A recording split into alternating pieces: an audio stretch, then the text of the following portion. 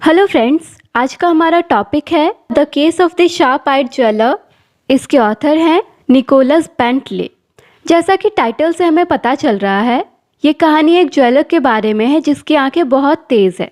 तेज का मतलब वो छोटी छोटी चीज़ों को भी ऑब्जर्व कर लेता था।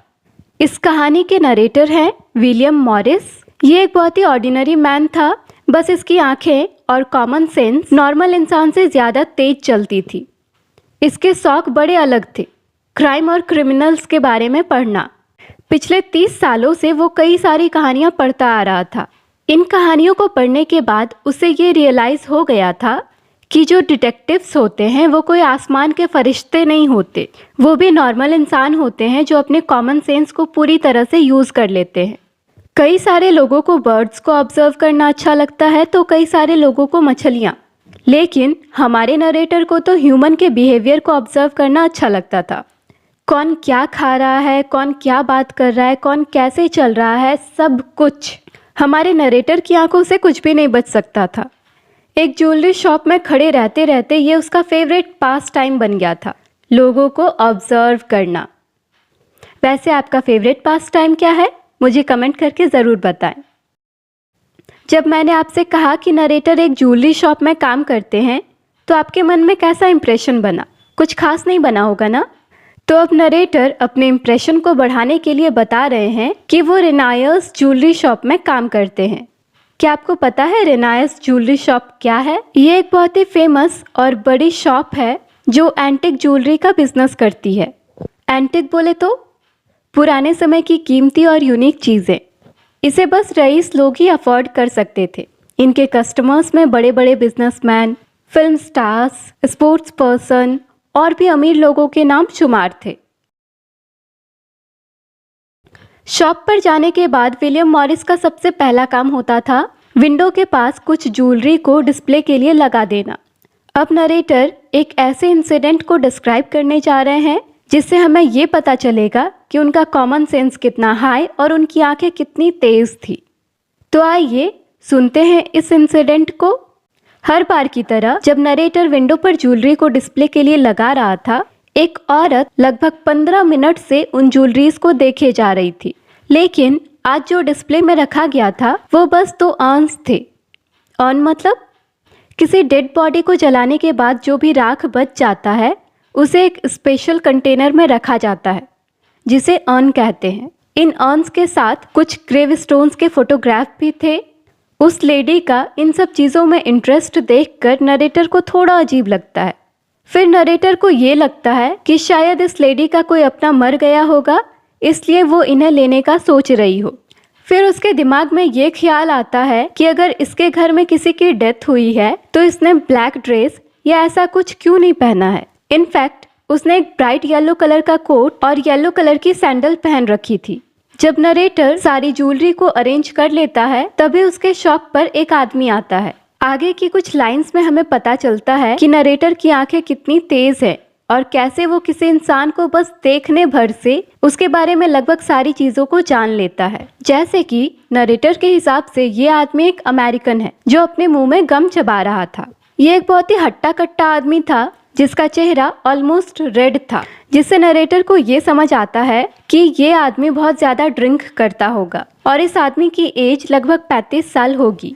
उस आदमी को पूरी तरह से ऑब्जर्व करने के बाद नरेटर उससे कहता है, गुड मॉर्निंग सर, क्या मैं आपकी कोई मदद कर सकता हूँ? इस पर अमेरिकन मुंह में गम चबाते हुए कहता है, वेल मैं कुछ रिंग्स देखना चाहूँगा। तो नरेटर कहता है, श्योर सर, क्या आप कुछ खास तरह के रिंग्स देखना चाहोगे जो आपके माइंड में हो? तो अमेरिकन जवाब देता है, नहीं मेरे दिमाग में तो ऐसा कुछ नहीं है, बस मुझे कुछ अच्छे आइटम्स दिखा दो। नरेटर सेफ में से रिंग्स का एक ट्रे निकालता है और उस आदमी के सामने रख देता है। अमेरिकन उनमें से 2-3 रिंग्स उठाता है और उनके प्राइस पूछता है। साथ ही नरेटर ये भी नोटिस करता है कि अमेरिकन लेफ्ट हैंडेड था और जिस तरह से अमेरिकन अंगूठियों को उठा रहा था और देख रहा था उससे नरेटर को ये पता चल जाता है कि इस आदमी को प्रेसियस स्टोन के वैल्यूज के बारे में ज्यादा कुछ पता नहीं था। वो उन रिंग्स के प्राइस के थ्रू उनको जज कर रहा था। वहाँ एक बहुत ही खूबसूरत रिंग था जिनमें डायमंड्स और रूबीज फ्लावर के शेप में लगे हुए थे। वो रिंग 300 साल पुराना था और वो रिंग एक रॉयल फैमिली की हुआ करती थी। मिस्टर रेनायर ने इसका प्राइस बहुत हाई रखा था क्योंकि वो इसे बेचना नहीं चाहते थे। मिस्टर रेनायर एक ऐसे इंसान थे जो उन रिंग्स को अपने बच्चों की तरह प्यार करते थे। अमेरिकन इसी फ्लावर रिंग को लेना चाहता था, लेकिन उसने ये कंप्लेंट किया कि उसकी प्राइस बहुत ज्यादा हाई है। वो कुछ और रिंग्स देखना चाहता था। नरेटर रिंग के 3 और ट्रेस निकाल कर दिखाता है, लेकिन अमेरिकन अभी भी सेटिस्फाइड नहीं था। तभी उसकी नजर एक चौथे ट्रे पर पड़ती है जो नरेटर ने सेफ से बाहर नहीं निकाला था। उस ट्रे को देखकर अमेरिकन कहता है, आई गेस मुझे उन रिंग्स को भी एक बार देख लेना चाहिए। नरेटर उस चौथे ट्रे को निकालने के लिए पीछे मुड़ता है और फिर जैसे ही वापस आगे मुड़कर ट्रे को काउंटर पर रखता है, वो देखता है कि वो डायमंड और रूबी की फ्लावर रिंग गायब हो चुकी है। इसके बाद नरेटर मिस सस्किंड को अपने पास बुलाता है। मिस सस्किंड उसी शॉप में एक असिस्टेंट थी। इसके बाद नरेटर अमेरिकन से कहता है, मैंने देखा था कि आप उस फ्लावर रिंग को खरीदना चाहते थे, इसलिए अगर आप मुझे वो रिंग वापस दे देंगे तो मैं उसे उसके जगह पर रख दूंगा। ये बोलकर नरेटर रिंग लेने के लिए अपना हाथ सामने कर देता है। इस पर अमेरिकन कहता है, मैंने कुछ डिसाइड नहीं किया था, मैं तो अपनी वाइफ के लिए 2-3 रिंग्स उठाकर देख रहा था, वो भी थोड़ी देर में यहाँ आ जाएगी और चूज कर लेगी। ये सुनकर नरेटर खुद से कहता है, ओह गॉड, अब मैं क्या करूँ, वो फ्लावर रिंग गया कहाँ।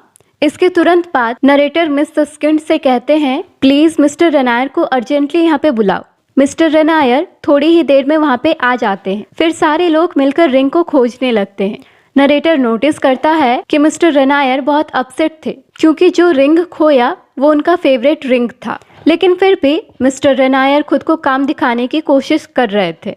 तभी मिस सस्किंड नरेटर से कहती हैं, आई थिंक आपको अमेरिकन के ट्राउजर के पॉकेट्स में एक बार चेक कर लेना चाहिए। ये सजेशन रीजनेबल भी था क्योंकि ये किसी के लिए भी आसान सी बात थी कि एक छोटे से रिंग को अपने पॉकेट में डाल लिया जाए। मिस सस्किंड बहुत एक काइंड लेडी थी जो किसी को भी कोई हार्म नहीं पहुंचाती थी, लेकिन मिस सस्किंड के सजेशन के बाद अमेरिकन उसे घूर घूर के देखने लगता है। अमेरिकन का फेस पहले से भी ज्यादा लाल हो गया था। नरेटर फिर नोटिस करता है कि अमेरिकन ने गम चबाना बंद कर दिया है और वो इतने ज्यादा गुस्से में था कि ऐसा लग रहा था जैसे वो एक कुत्ते की तरह सबको काट खाएगा। नरेटर इन सारी बातों को इग्नोर करके उसके पॉकेट को चेक करता है, लेकिन उसके पॉकेट में से कुछ भी नहीं निकलता। इसके बाद अमेरिकन हंसता हुआ कहता है, मुझे लगता है कि आप सब मुझे चोर समझ रहे हो।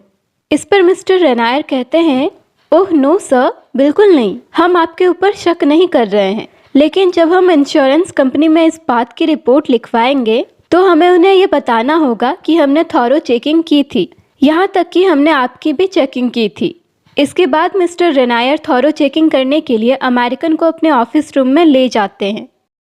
तो ये था the case of the sharp eyed jeweller का फर्स्ट पार्ट। सेकेंड पार्ट में हम देखेंगे कि रिंग को कौन और कैसे गायब करता है और कैसे हमारे नरेटर बाबू बिना किसी देरी के पूरा माजरा समझ जाते हैं।